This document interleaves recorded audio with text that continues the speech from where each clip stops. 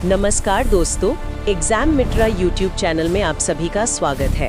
आज हम संज्ञा नाउन को एक ही वीडियो में आसान तरीके से समझेंगे, जो एसएससी, जीडी और अन्य प्रतियोगी परीक्षाओं के लिए बहुत ही महत्वपूर्ण टॉपिक है। अगर आपको इसका पीडीएफ या हैंड रिटन नोट्स चाहिए तो आप हमारे व्हाट्सएप चैनल से जुड़ सकते हैं, जिसका लिंक डिस्क्रिप्शन बॉक्स में दिया गया है। तो चलिए शुरू करते हैं। और अगर हम बिल्कुल बेसिक लेवल से शुरू करें तो मैं अक्सर सोचती हूँ कि संज्ञा असल में काम कैसे करती है। क्या हम इसे एक बारकोड की तरह देख सकते हैं? बारकोड? अच्छा, जरा समझाइए इसे। मतलब जैसे सुपरमार्केट में हर प्रोडक्ट का अपना एक बारकोड होता है, वैसे ही ब्रह्मांड में जिस भी चीज की अपनी कोई पहचान है, उस पर लगा हुआ जो टैग है या बारकोड है, वही संज्ञा है। जैसे ही हम वो नाम बोलते हैं, मतलब बारकोड स्कैन करते हैं, हमें तुरंत पता चल जाता है कि हम किस चीज की बात कर रहे हैं। अरे वाह, ये बारकोड वाली एनालॉजी तो बहुत ही शानदार है और हमारी स्रोत सामग्री का पहला हिस्सा भी बिल्कुल इसी बात की पुष्टि करता है। अगर हम इस शब्द की बनावट को देखें ना, तो ये बात और भी क्लियर हो जाती है। हाँ, वो जो इसकी व्युत्पत्ति है, राइट, बिल्कुल। व्याकरण के जानकारों के अनुसार इसका शुद्ध उच्चारण संज्ञा होता है। ये दो शब्दों से मिलकर बना है, सम और ज्ञा। सम का मतलब है सम्यक या संपूर्ण, और ज्ञा का मतलब तो हम जानते ही हैं, ज्ञान। अच्छा, तो मतलब सम्यक ज्ञान। हाँ, जो शब्द हमें किसी भी चीज का पूरा परिचय दे, उसका पूरा बारकोड रीड करके हमें बताए, वही संज्ञा है। तो इसका सीधा सा मतलब हुआ नाम या पहचान। और हमारे पीडीएफ नोट्स में इसके लिए एक बहुत ही आसान सा फॉर्मूला भी दिया गया है। व्यक्ति प्लस वस्तु प्लस स्थान प्लस भाव, इन सबको मिला दें तो संज्ञा बनती है। बिल्कुल, यही इसकी सबसे सरल परिभाषा है। लेकिन एक सवाल मेरे मन में आ रहा है। स्रोत में आगे चलकर संज्ञा को विकारी शब्द कहा गया है। अब सामान्य हिंदी में अगर हम देखें तो विकार का मतलब तो किसी तरह की बीमारी या कमी से होता है। तो क्या मतलब व्याकरण में इन शब्दों को कोई बीमारी है? अरे नहीं नहीं, ये बहुत ही लाजवाब सवाल है और यहीं पर अक्सर स्टूडेंट्स गलती कर बैठते हैं। व्याकरण की दुनिया में विकार का मतलब बीमारी या दोष बिल्कुल नहीं है। अच्छा, तो फिर क्या है? यहाँ विकार का मतलब है बदलाव या परिवर्तन। जो शब्द परिस्थिति के हिसाब से अपना रूप बदल लेते हैं, उन्हें विकारी शब्द कहा जाता है। मतलब आप इसे ऐसे समझिए कि ये शब्द बहुत लचीले होते हैं। लचीले मतलब कैसे? जैसे लिंग, वचन, काल और कारक के दबाव में आकर ये मुड़ जाते हैं। क्या हम इसका कोई प्रैक्टिकल उदाहरण देख सकते हैं? मतलब ये बदलाव असल में होता कैसे है? बिल्कुल देख सकते हैं। मान लीजिए हमारे पास एक संज्ञा है लड़का। अब अगर हम लिंग बदलते हैं तो ये शब्द अपना रूप बदलकर लड़की हो जाता है। हाँ, सही बात है। और अगर हम वचन बदलते हैं, मतलब एक से ज्यादा की बात करते हैं, तो यही शब्द लड़के बन जाता है। यानी ये शब्द पत्थर की लकीर नहीं है, है ना? ये वाक्य की जरूरत के हिसाब से अपना रूप ढाल रहा है। हाँ, इसीलिए संज्ञा एक विकारी शब्द है।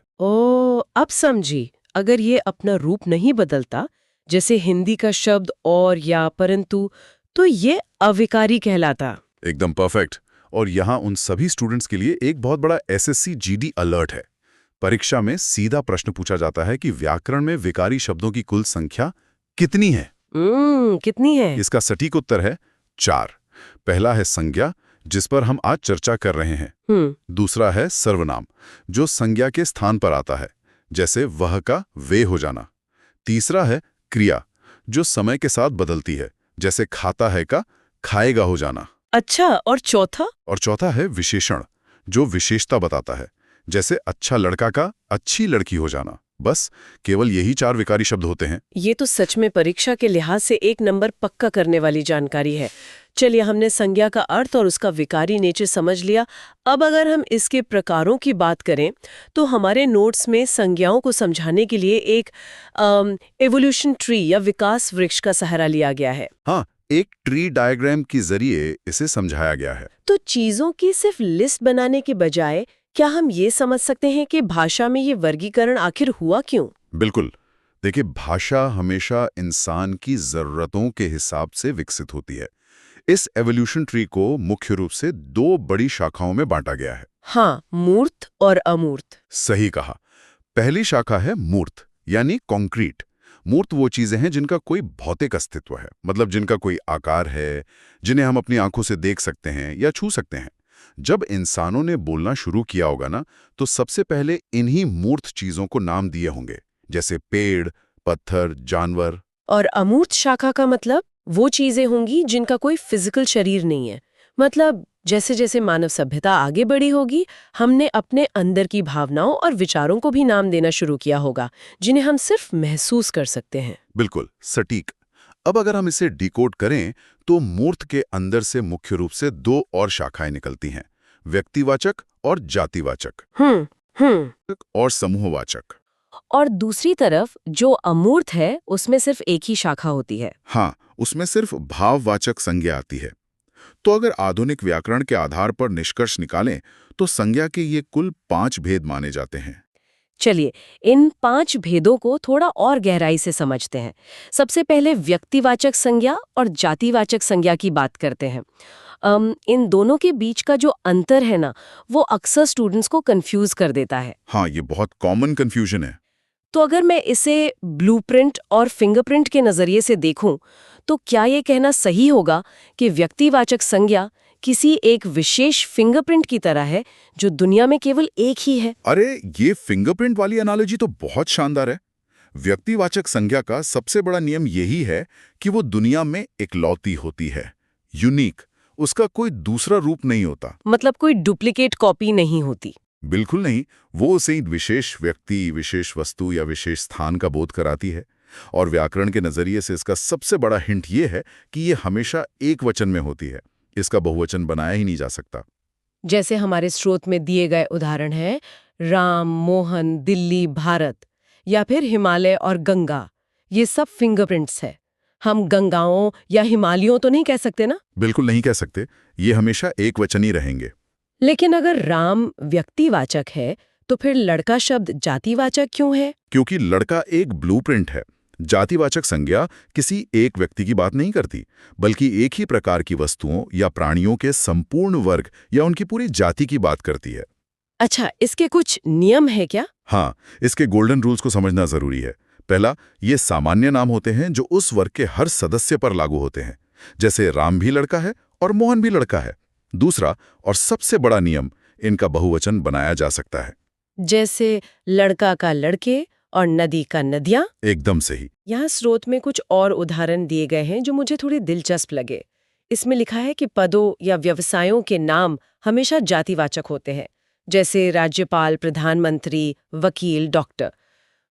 ऐसा क्यों है? इसे इस तरह से सोचिए कि प्रधानमंत्री कोई एक इंसान नहीं है। अच्छा। हाँ, बल्कि वह एक कुर्सी है, एक खाली पद है। उस कुर्सी पर समय समय पर अलग अलग लोग आकर बैठते हैं। चूंकि वो पद एक पूरे वर्ग या सिस्टम को दर्शाता है जिसमें कई लोग शामिल हो सकते हैं, इसलिए वो जातिवाचक है। ओह, ये तो बहुत लॉजिकल है। और इसी तरह प्राकृतिक आपदाएं भी हैं, जैसे भूकंप, तूफान, लहर। ये किसी एक विशेष घटना का नाम नहीं है, बल्कि आपदाओं के प्रकार हैं। इसलिए ये भी जातिवाचक ही श्रेणी में आते हैं। यह तर्क तो बहुत ही मजबूत है। अब यहाँ से कहानी एक नया मोड़ लेती है। जातिवाचक से ही दो और शाखाएं निकलती हैं, द्रव्यवाचक और समूहवाचक। मेरा एक सवाल है, हम उन चीजों का व्याकरण कैसे तय करते हैं जिन्हें गिना ही नहीं जा सकता? और यहीं पर द्रव्यवाचक संज्ञा यानी मटेरियल नाउन मैदान में आती है। जिन शब्दों से किसी धातु, पदार्थ या द्रव्य का बोध हो, जिन्हें मापा या तौला जाता है, वे द्रव्यवाचक हैं। तो इसका कोई गोल्डन रूल है? हाँ, इसका गोल्डन रूल याद रखना है। चूंकि इन्हें गिना नहीं जा सकता, इसलिए ये हमेशा एक वचन में ही प्रयोग होती हैं। मतलब इसके अंदर ठोस, तरल और गैस तीनों अवस्थाएं आ जाते हैं, जैसे सोना, पानी, दूध, धुआं। बिल्कुल। लेकिन स्रोत में लकड़ी को द्रव्यवाचक माना गया है। मुझे यहाँ थोड़ी आपत्ति है। मतलब मैं अपने सामने पड़ी लकड़ी की 5 कुर्सियों को आसानी से गिन सकती हूँ, फिर लकड़ी द्रव्यवाचक कैसे हुई? ये एक बहुत ही जायज शंका है और परीक्षा में एग्जामिनर अक्सर इसी बात का फायदा उठाते हैं। असल में यहाँ लकड़ी को एक कच्चे माल या रॉ मटेरियल के रूप में देखा जा रहा है। कच्चे माल के रूप में? हाँ, आप कुर्सी गिन सकती हैं जो कि एक प्रोडक्ट है, और कुर्सी जातिवाचक संज्ञा है। लेकिन जिस लकड़ी से वो बनी है वो एक पदार्थ है जिसे तौला जाता है। अगर आप कहती हैं मुझे 2 किलो लकड़ी चाहिए, तो आप उसे तौल रही हैं। इसीलिए कच्चा माल हमेशा द्रव्यवाचक होता है। ओह, मेरी तो आंखें खुल गईं। तो कच्चा माल द्रव्यवाचक है और उससे बनी चीज जातिवाचक। ये बहुत ही बारीक लेकिन जरूरी अंतर था। अच्छा, और समूहवाचक संज्ञा के पीछे का क्या विज्ञान है? जब बहुत सारे लोग इकट्ठे हो जाएं, तो उससे व्याकरण कैसे संभालता है? समूहवाचक संज्ञा किसी पूरे समूह या समुदाय को एक इकाई के रूप में देखती है, एक सिंगल एंटिटी। मान लीजिए एक सेना है। सेना में 10,000 सैनिक हो सकते हैं, लेकिन जब वे एक साथ मार्च करते हैं तो वे 10,000 अलग-अलग लोग नहीं, बल्कि एक सेना होते हैं। इसीलिए इसका रूल ये है कि भले ही इसमें कई लोग शामिल हों, लेकिन समूहवाचक संज्ञा का प्रयोग आमतौर पर एक वचन के रूप में ही होता है। इसके उदाहरण भी बहुत स्पष्ट हैं, जैसे फौज, टोली, भीड़, कक्षा, मेला, और वस्तुओं के समूह जैसे अंगूर का गुच्छा, लकड़ियों का गट्ठर। बिल्कुल। अब तक हमने उन सभी चीजों की बात की जो मूर्त हैं, जिनका शरीर है, लेकिन परीक्षा में सबसे ज्यादा गलतियां वहां होती हैं जहां चीजें अदृश्य हो जाती हैं, यानी हमारी 5वीं संज्ञा, भाववाचक संज्ञा। हाँ, जो किसी व्यक्ति या वस्तु के गुण, धर्म, दशा या अवस्था का बोध कराए, जिसे सिर्फ महसूस किया जा सके। हमारे पीडीएफ में ना स्टूडेंट्स की मदद के लिए एक बहुत ही शानदार प्रत्यय पहचान टूलकिट दी गई है। अरे ये टूलकिट सच में एक मास्टर चाबी है। अगर आप किसी शब्द के अंत में कुछ खास प्रत्यय या सफिक्स देखते हैं, तो आप तुरंत पहचान सकते हैं कि वो भाववाचक संज्ञा है। जैसे अगर शब्द के अंत में त्वा लगा है, जैसे स्त्रीत्व या अपनत्व। हाँ, या पन लगा है, जैसे बचपन, ताह लगा है, जैसे मानवता, सुंदरता, या फिर आई लगा है, जैसे चिकनाई, बुराई। ये प्रत्यय किसी भी सामान्य शब्द के डीएनए को बदलकर उसे एक भाव बना देते हैं। मतलब अमीरी, गरीबी, बुढ़ापा, ये सब इसी श्रेणी में आते हैं। लेकिन मैं नोट्स के अगले पन्ने पर एक एग्जाम अलर्ट देख रही हूँ, जिसे नियम का रूपांतरण कहा गया है। ये क्या है? बस यही तो पूरे संज्ञा अध्याय का सबसे खतरनाक फंदा है। खतरनाक फंदा मतलब? नियम ये है कि भाववाचक संज्ञा हमेशा एक वचन होती है, लेकिन अगर किसी भाववाचक संज्ञा का बहुवचन बना दिया जाए, तो वो चमत्कारिक रूप से अपनी श्रेणी बदल लेती है और जातिवाचक संज्ञा बन जाती है। एक मिनट, ये मुझे समझ नहीं आया। ये कैसे संभव है? भावना तो भावना होती है ना? अगर बुराई एक भाव है, तो समाज में बहुत सी बुराइयां हैं। इसमें बुराइयां जातिवाचक कैसे हो गया? इसे ऐसे समझिए, बुराई आपके मन का एक अमूर्त भाव है, लेकिन जब आप बुराइयां कहती हैं, तो आप उस भाव की बात नहीं कर रही हैं, बल्कि आप बुरे कामों के प्रकारों की लिस्ट बना रही हैं। अच्छा, जैसे चोरी एक बुराई है, झूठ बोलना एक बुराई है। बिल्कुल। जब चीजें अलग अलग प्रकार या वर्गों में बंट जाती हैं, तो वे भाव नहीं रहती, वे एक जाति या वर्ग बन जाती हैं। इसीलिए बहुवचन होते ही वो भाववाचक से जातिवाचक संज्ञा बन जाती है। वाह, ये तो सच में दिमाग की बत्ती जलाने वाला कॉन्सेप्ट था। भाव जब प्रकार बन जाए तो वो जातिवाचक हो जाता है। इसी बात से जुड़ा हुआ हमारा अगला हिस्सा भी है, परीक्षा के महत्वपूर्ण फंदे या डायग्नोस्टिक मैट्रिक्स। हाँ, क्योंकि सारी नियम जानने के बाद भी परीक्षक शब्दों का जाल कैसे बुनता है, ये समझना जरूरी है। जैसे स्रोत में एक ट्रिकी वाक्य है, हमारे देश में जयचंदों की कमी नहीं है। अब जयचंद तो इतिहास के एक राजा का नाम था, यानी फिंगरप्रिंट हुआ। तो ये व्यक्तिवाचक संज्ञा क्यों नहीं है? यही वो जाल है जहां रटने वाले स्टूडेंट्स फंसते हैं और समझने वाले बाजी मार ले जाते हैं। व्याकरण में ना कॉन्टेक्स्ट ही सब कुछ है। कॉन्टेक्स्ट। मूल रूप से जयचंद एक व्यक्तिवाचक संज्ञा है, लेकिन जब वाक्य में कहा गया जयचंदों की कमी नहीं है, तो यहाँ उस ऐतिहासिक राजा की बात नहीं हो रही है। किसकी बात हो रही है? यहाँ जयचंद शब्द का इस्तेमाल धोखेबाजों के पूरे वर्ग को दर्शाने के लिए किया गया है, और जहां भी वर्ग या जाति की बात आ जाए, वहां संज्ञा जातिवाचक हो जाती है। मतलब अगर मैं कहूं कि तुम तो एकदम विभीषण हो, तो यहाँ विभीषण भी जातिवाचक हो जाएगा, क्योंकि मैं घर का भेदी वाले वर्ग की बात कर रही हूँ। 100%। ऐसे ही कुछ और फंदे हैं जिन्हें डायग्नोस्टिक मैट्रिक्स में समझाया गया है, जैसे अमीर और गरीब। लोगों को लगता है कि ये भाव हैं। हाँ, अक्सर ऐसा ही लगता है। लेकिन नहीं, अमीर और गरीब समाज के वर्गों के नाम हैं, इसलिए जातिवाचक हैं, जबकि अमीरी और गरीबी वह अवस्था है जिसे वो लोग महसूस करते हैं, इसलिए भाववाचक हैं। और वो मिठाई वाला उदाहरण? हाँ, मिठाई जातिवाचक है क्योंकि मिठाइयों के कई प्रकार होते हैं, रसगुल्ला, बर्फी, लेकिन उसके अंदर जो महसूस होती है वो मिठास है, और वो भाववाचक है। ये मैट्रिक्स तो किसी सुरक्षा कवच की तरह है। अब तक हमने अर्थ और प्रयोग के आधार पर संज्ञा का पूरा ऑपरेशन कर लिया, लेकिन हमारी पीडीएफ के अंतिम हिस्से में संज्ञा को एक बिल्कुल अलग माइक्रोस्कोप से देखा गया है, बनावट या व्युत्पत्ति के आधार पर। शब्दों को तोड़ने या जोड़ने से क्या फर्क पड़ता है? ये भाषा विज्ञान का सबसे खूबसूरत हिस्सा है। अभी तक हम देख रहे थे कि शब्द का अर्थ क्या है। अब हम देखेंगे कि शब्द पैदा कैसे होता है। बनावट के आधार पर संज्ञा के 3 भेद होते हैं। पहला है रूढ़ संज्ञा। रूढ़ संज्ञा। हाँ, ये भाषा के परमाणु की तरह हैं, एटम्स। परमाणु मतलब जिन्हें और छोटे टुकड़ों में नहीं तोड़ा जा सकता। बिल्कुल। रूढ़ शब्द वे हैं जिनके टुकड़े करने पर कोई अर्थ नहीं निकलता। ये अपने मूल रूप में फिक्स हैं, जैसे घर, राम, जल। अगर आप जल को ज और ल में तोड़ दें तो दोनों अक्षरों का अपना कोई मतलब नहीं रह जाता। समझ गई।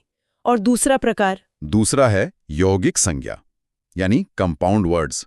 अगर रूढ़ शब्द परमाणु हैं तो यौगिक शब्द अणु हैं, मॉलिक्यूल्स। अच्छा, जो जुड़कर बनते हैं। हाँ, ये 2 सार्थक रूढ़ शब्दों के जुड़ने से बनते हैं। यहाँ जोड़ने वाले दोनों शब्दों का अपना अपना अर्थ होता है। जैसे पाठशाला, इसमें पाठ यानी पढ़ना और शाला यानी स्थान, दोनों के अर्थ मौजूद हैं।